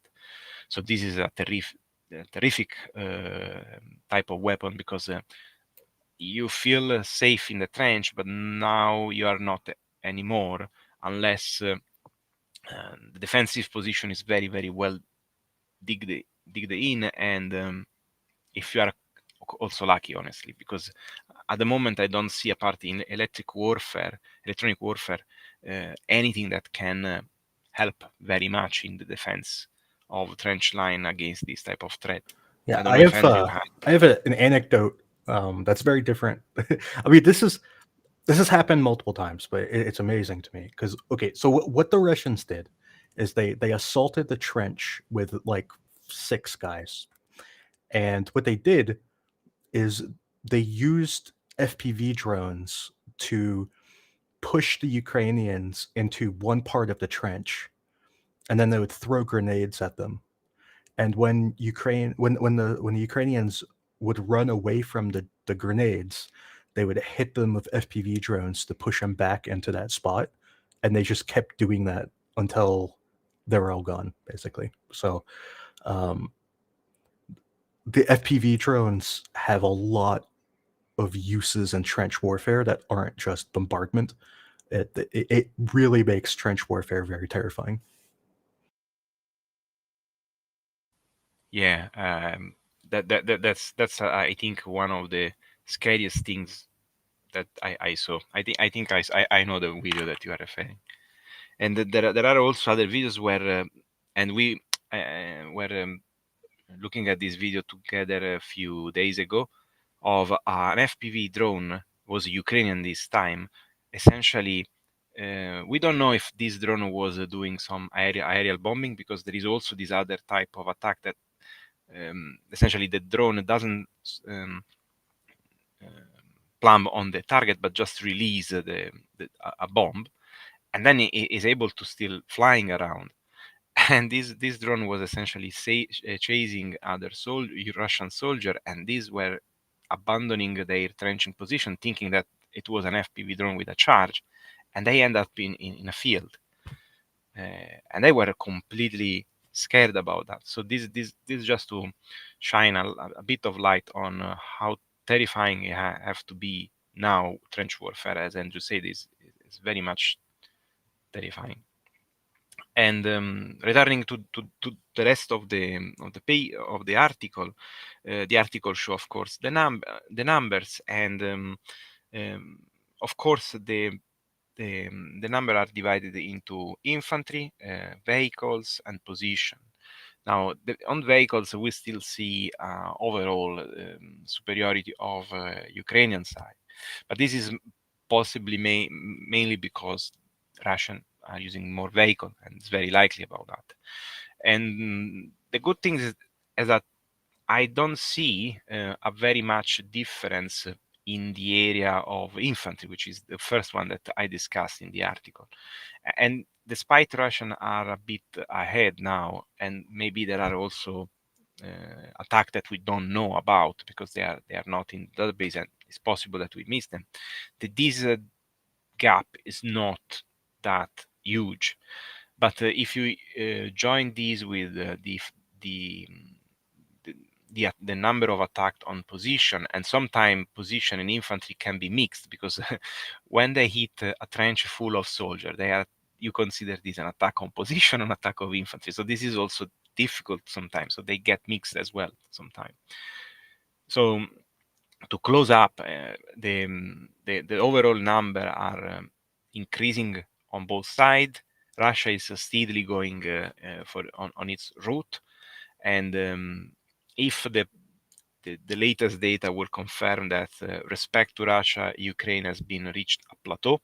Well, this is a bad sign for Ukraine, and because this means that at some point Russia will surpass, and all these advantages that has been built, especially at the beginning, will be essentially gone, which is not something dramatic, but of course means that they don't have anymore this big advantage. And with the advent of night vision drones, which I still think is a very niche and specific type of munition that the Russians are using exactly for striking a precise target that they need to destroy, like boats on the Dnipro. What really will be important is understanding how you can extend the range of your drones, how you can bring more lethal payload with your drones. So essentially how these drones will evolve in terms of technology. And one very particular thing that fascinates me on this field, on this topic, is that both start at the same level, because both started with the same approach, same type of fuse, and now we start to see different philosophies branching out. So it will be very interesting to see how each side will decide to invest what he has to try to take an edge on the adversary. So Daniela, before we wrap the segment up, there was one question from Kellen Dunn, which is the gap between drone development closer now between Ukraine and Russia, who has superior technology and who's doing more strikes? So I think you clarified pretty clearly that our data doesn't quite cover the specifics of each drone strike, right? We can't really say what kind of drone, how good the strike wound up being, and these types of things. All we're doing, or I shouldn't even say we, all Andrew is doing is they're collecting that data, confirming it, making sure it happened, it's not a repeat of an incident, etc. And then, it's a strike, right? And you guys are cataloging that, right? So that's what the data is. So we can't really speak to the technology itself, but in terms of the numbers, I think that one graph was the final graph that you had was is a pretty clear answer to that question, right? Which is the capabilities. Ukraine still seems to be a little bit ahead in this race, but both sides are kind of moving linearly in that direction. In other words, Russia is making every effort to increase their production, and Ukraine has to keep every effort to keep that lead. It's that lead is not guaranteed by any means. I mean, would you agree with that, or do you think that there's a different conclusion you would draw? No. I think this is pretty much the conclusion. And regarding technology, I mean, videos can tell you about what type of fuse. You can start to look at the complexity of the drone from what you can see, but it's very difficult to understand anything more. The only thing that you have to do is try to recover drones and then start to analyze them. From what we now regarding the thermal, I know that me and Andrew have a different opinion on that.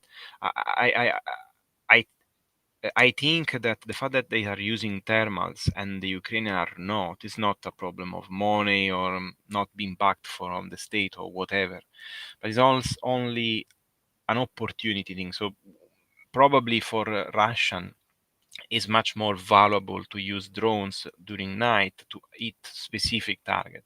And I think to me the use on both make completely sense. Both are very very slow. It's very important to and also they operate mostly in darkness and in silence in order to not be spotted. So I think that looking at the fact that they are deploying thermals and say, oh, they have an edge on technology on drone. No, it's just a camera. They just bought a camera and plug in. I'm sure Ukraine can do the same if they really want, but I don't think Ukrainians are now focusing on night vision, but in quantity and trying to have like a supply chain that can sustain a long effort, because this is what really really matters. And have when you scale up, especially you scale up quantity, you need also quality check. So you need to be sure that if you double, triple your production, your drone is still at the same quality. And one of the posts that one of the thread regarding Chinese drone, and another one from Daniel R about the welding station of Russian FPV drone operator that have to weld their drone, which happen also in Ukraine. I mean, many operators confirm this. They have to learn how to weld. They did a very crap job, and some board were quite outdated. So it's a I think there are many things that tell us that at the moment, technology-wise, they still more or less in advantage. Someone has an advantage on some side, someone has an advantage on the other side. But I think also how they want to develop these technology. For example, there was Erlend posted a few days ago on the Discord about this how you call mothership that deploy FPV from the Ukrainian side, and there was this interview with a Russian soldier that was terrified about this. So you know what I mean, developing strategy, developing new ways of using that technology. This is what is going to define the advantage and also the increase in technology, not just placing a camera, because placing a camera is something that can be done, is nothing important. Or as Samuel Bennett was discussing about the potential use of AI or machine learning. I don't know which one of they refer to, but to essentially guide the drone when signal is lost. Personally, I don't think we can claim that they are developing AI because they say they have the AI. We need a clear evidence of that, a clear proof. And it's very difficult because it's not a component. It's a code, is something that you cannot see by the outside. Thanks, Daniel. And maybe Andrew. Oh, go ahead. I think Russia has a pretty big technological advantage. They have access to a lot more different types of drones. They have access to much more expensive drones in general. I disagree that they're using night vision to mostly attack boats. I don't think that's true because their main night vision unit is in Novomykolaivka, and that's nowhere near boats. So they're using so from what I can tell, Russia has, I think, 3 different night vision drone units that are developing 3 completely different forms of night vision. So I believe one of them is using a thermal camera, and those are in like Novomykolaivka. And then I think one is using a standard like night vision camera, and then another is using a different technology. I think it's LiDAR or something. Anyway, they're all three of them are using completely different technologies, and they're testing out which works the best. And they operate in different areas. So I think this type of development that you see in the Russian drone systems, that they have multiple parallel development cycles going on. They test out new technologies much more frequently, and almost always before Ukraine ever gets to it.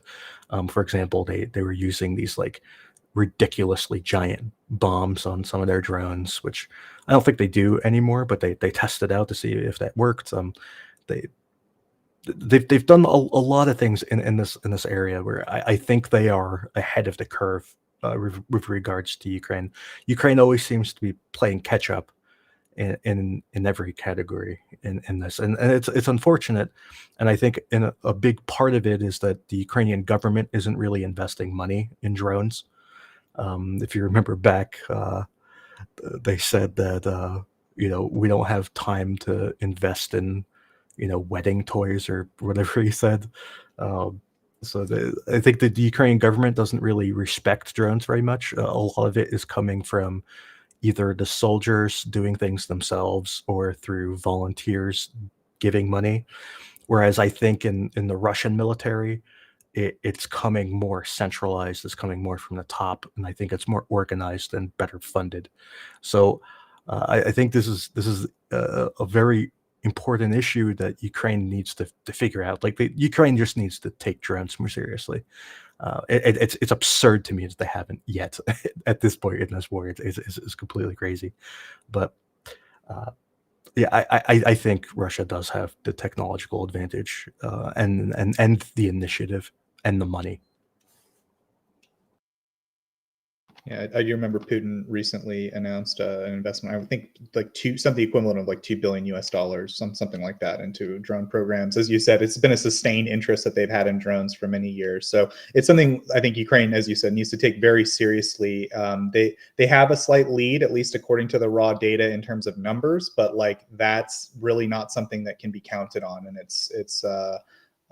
there's a lot of areas where Russia could easily get an advantage here, and it could be bad for Ukraine. So it's something that Western partners, especially, and Ukraine just in general, needs to take more seriously, as they don't want to be comfortable in this drone category at all, I think.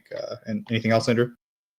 One thing to note is that Ukraine has been using more night vision drones lately, like over the past week, which is interesting. I don't know if they're like posting these just to like feel better, or maybe these are old videos that they're just posting now, or if they're actually flying more of these drones. And also another thing that I want to point out that I think a lot of people overlook is that Russia has the Scalpel drone. I think people look at a lot of footage and they assume everything is a Lancet, but they actually have the Scalpel, and the Scalpel is a much cheaper version of the Lancet. Apparently, I mean, we don't actually know, but that's what they say. And it attacks much lower level targets. So they attack infantry, they attack boats, they attack bunkers, things that they wouldn't use a Lancet for, because a Lancet is way too expensive. So the Scalpel has a night vision capabilities. It has thermal cameras, which is very important to keep in mind. Yeah, thanks, guys. So, Erlend, I think unless we have anything else for the segment, we can move to maybe our next impromptu segment here. Yeah? Yeah, I'm done. Beautiful. Okay, so I guess we have a rare treat today. We want to thank German Aid to Ukraine for staying up in the wee hours of Europe to bring this to us. So apparently Zelensky's having a speech in Germany at the moment, live. And of course, the broadcast is very annoyingly in the middle of that. But German Aid's been paying attention to it, and he wanted to just share some of the information that was explained during the interview. So over to you, German Aid to Ukraine. Yeah, thanks. I just want to point out it's actually not live. I first misread that today. This is like pre-recorded, so they published now like an announcement site. And there was one very interesting quote from Zelensky, and he basically said that Taurus isn't being delivered to Ukraine right now. It's not the fault of Scholz. He didn't provide any information on why is this the case. But if that's true, I think that has two reasons. And first of all, he also said there are many reasons, but he can't talk about them publicly, why Germany is not delivering the Taurus. There are, from my side, two reasons which I think Zelensky would accept as okay arguments that Germany won't be delivering them to Ukraine. And I'm excluding the possibility that the US is maybe blocking somehow. Just focusing on our own parliament or the political system, I would say either his own party is like blocking him, which I don't think is actually true, but there is a possibility. There's a strong anti-Taurus and less aid segment in the SPD, but I don't think that's so strong that Scholz is actually just listening to them and ignoring everybody else, because there is a vast majority in other political parties in Germany, except of course for the left ones or for the right ones. So basically, except for everyone who, am I allowed to say Putin's life? I'm sure I'm not allowed to say that. Sorry. And the This stream second, is not made for kids. I crossed that option out when I planned the stream. okay, so I can basically say except for everyone who sucks Putin's dick, right? And okay, perfect. And the second possibility, which like nobody is really talking about, is that Scholz thinks there needs to be, and that's by the way was also in the news like a couple of months ago, but this like underwent, nobody really covered that for some reason. Scholz thinks that he needs Bundeswehr soldiers in Ukraine not to program the cruise missiles, which everyone was talking about, to monitor the programming by the Ukrainian soldiers to make sure they are not like sending them to Russia, whatever. And doesn't matter how likely this is, just want to point that out, that this is a possibility. And basically then, since we are sending soldiers there to monitor, and I want to mention that I'm not sure, was it Pistorius or Scholz or our defense minister or our chancellor, he said that the UK and France are doing the same thing. So if that's true, and I'm not sure if it's true, the UK and France have also soldiers in Ukraine who monitor the programming of the cruise missiles. And if that's the case, during our parliamentary system, we would have need a Bundestag's mandate for it. But if we would have, so the political persons in the Bundestags need to vote on it, they could, in theory, take such a deployment to the Federal Constitutional Court and take legal action against it. And it is, I mean, to be honest, it's almost very certain that all political people from the AfD or from the left party would actually do so, because they won't prevent a delivery of Taurus to Ukraine. And then the government might be forced to disclose sensitive military information about the Taurus in a public hearing. And Scholz wants to prevent this. This is like my second theory, which I think would be acceptable for Zelensky, because there are a lot of arguments or theories why Taurus won't be delivered to Ukraine, but I don't think that that Zelensky would actually accept a lot of these statements and defend Scholz publicly about it. So it must be something, if that's true what he's saying, it must be something where he says, okay, I can accept that it's not Scholz's fault. He is basically forced to prevent a delivery to Ukraine. So just for to I have an even Yep. easier explanation. Yeah, go ahead. It will take many, many months to make the Taurus work with the airframes that Ukraine has. And it could be that they recently started this process and they know they have another, 4 to 6 months to go, and they can't deliver the missiles until that program is complete. And Zelensky is just saying, all right, well, we'll wait for it to be done then. Yeah, I know what you mean. You could be right, of course, but from what we hear from basically all political people involved, from the manufacturer, from basically everyone, like there was the government asked about like doing geo-blocking, doing like how much time would be needed for refurbishment, the other Taurus which are not operational right now. And basically it ended at asking and no action were taken. That's at least the public information I or everyone else hears from every source. But of course, it could be that it's like a super secret and everyone is just giving out fake information about it to just get over the time until the Taurus is actually ready. Could be true, Maz. If that is the case, that would be wonderful compared to what happens with the ATACMS.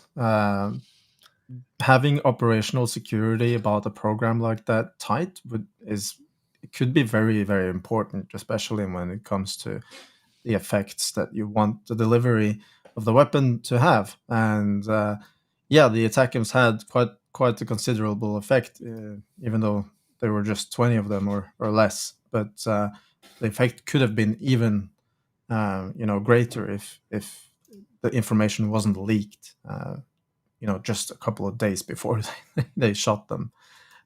So hopefully that's the case. I would be very happy if that's how it plays out. Yeah. I'm curious. Go ahead. Yeah, I just want to ask Gao, are you happy that there's constantly new information or these kind of droplets of information about Taurus every day? No, not at all. Really not at all. Most people would think, yeah, maybe it's very good, but for me, as a person who informs on people on a regular basis about it, it's kind of annoying because there's like no real statement. I mean, we see that now with the Ringtausch issue with Great Britain. One newspaper is saying that UK offered, another newspaper saying Germany offered, one newspaper saying Germany is negotiating with France and with the UK. Another German news media says it's not negotiating with France, it's negotiating with Italy about the delivery of Storm Shadows. It's just so many information, nothing gets confirmed, and basically one party says this, another party says this, and I get every day the same questions, or at least when I report about Taurus, I get all the time the same questions and same responses. What's it about that Scholz is warmonger or not a warmonger, Coward. Scholz has no balls and whatever. It's basically every time the same. And I mean, if we would get some information which actually gets confirmed, but all the people do is report on something, nothing gets confirmed, and it won't do us any good except for that Germany is being constantly hated on for the same topic. And I personally believe, of course, the shitstorm would be much more greater if, for example, Scholz basically would just say, no, we don't want to deliver Taurus, and this is my last word. Of course, the shitstorm will be enormous, but I think in like 1 month or 2 months, it would be like basically mostly gone away. Not all, of course, but most people would just focus on different stories because so far Germany has delivered everything else Ukraine wanted. Of course, after some time, after some debates, and we're good in that, and I don't know why we're doing this. But Germany is delivering constantly new aid to Ukraine on a massive scale. And by just dropping out this kind of information in this article, it just stays in our minds all the time, and people get frustrated over and over again. And yeah, sorry, shouldn't talk so much. No, it's fine. And I just want to clarify for our listeners, like what the Ringtausch you mentioned. It's like a circular exchange. It's a German word, and it's just the specific one he's referring to here. It came out in the press that like Germany wanted to, or again, it was unclear whose idea this was. It sounds like a Germany thing, but I'll leave that to the listener. The point is, the offer was floated by someone for Germany to export Taurus missiles to the UK so that the UK could export Storm Shadows to Ukraine, right? That was like the plan. As it's bananas. It sounds bananas. Anyways, I just wanted to explain that to the listeners. And then there was one other thing I wanted to mention with you. Oh, right. The vote. We mentioned, I think 2 weeks ago or last week, that there was a vote. And as you mentioned, it was purely a political matter. It's really up to other forces like this. The Bundestag doesn't make this decision. But you mentioned like that the government seems to be behind Scholz on the issue at the very least. That's what the vote kind of indicated. So I was curious, like, do you think that they're privy to this information that Zelensky just mentioned, and that might have affected the vote? Like, is that related at all, or no? I actually don't think that it is related.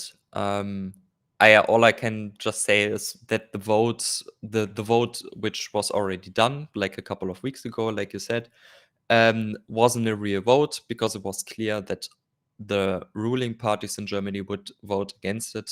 That was like reported days or even hours before the vote actually took place, so it wasn't a surprise. And to also note, and we also talked about this, I believe 2 weeks ago or 3 weeks ago was the vote, and reported about it, that the ruling parties, so the SPD, the FDP, and the Greens, have actually already said on the same day that where they rejected the CDU motion, that they themselves will introduce an own motion also on the supply of Taurus cruise missiles to Ukraine in the Bundestag in February. So, yeah, we will see. We will see. I mean, it's the same motion, so it will have no binding power. So even if everyone votes with yes, it doesn't mean anything except that the pressure is increasing. But it shows that the large majority of also the ruling parties in Germany, and a lot of people always forget that, are in favor of a delivery. There's only a few people which are actually publicly very vocal about it, but most people vote differently or vote in favor of what the chancellor says. And when Scholz would say we will deliver, they are not against it. They are just trying to protect their political party, I would say. And yeah, so we have to see what actually first of all, what are the reasons Zelensky is not talking about publicly, or he can't publicly talk about? Because when there are some reasons which are permanently, then we never see Taurus in Ukraine. I mean, there's a reason why we haven't sent them in the last year, and yeah, it purely depends on the reasons, but they have to go public. Until they are not going public, these reasons, the shitstorm will just continue. We will see news articles about a possible Taurus delivery like every week, and consistent asking, and someone who is involved in the process basically needs to step up and fucking say the honest truth. What is it about? What is happening? Why isn't it working? Until this happened, like even in 5 years, people are still writing articles about the Taurus and that Germany is not delivering the Taurus. And I hope that in 6 years, Ukraine doesn't need Taurus anymore. But you get my point. Someone needs to step up and someone needs to step up and talk the honest truth. So yeah, I shut up now. No, thank you very much. Thanks for that breaking story. We don't usually break, news here. It's not really in our purview. We try to be more analytical and come when all the facts are in and all that. But this time was just an incident where it's an interview with a pretty clear statement that we could parse out right here, right now. So thanks for that. We appreciate that. Erlend, I think we're ready to wrap up the stream unless you had any audience questions or anything else you wanted to finish up with. No, I thought you maybe had a finishing topic. I'm just fooling around at this point. No. I guess if we have a picture of the week, if we don't, maybe that old Ukrainian airframe with the sweet shark paint job. But we might have a picture of a week that I'm not aware of. I can pull that one up, but yeah, no one submitted a picture of the week today. Jonathan, I think, is busy. He usually handles the picture of the week, so we'll throw that one up there. I think it was nice. I found it on Twitter, not on Telegram, the straight source of all this stuff. But it's a lovely old, as Latin said, though. It's an old gal. This is the post I read said it was taken out of deep storage, so we have to assume that this is good. For the people who don't know, that face on the plane is from War Thunder. Oh, nice.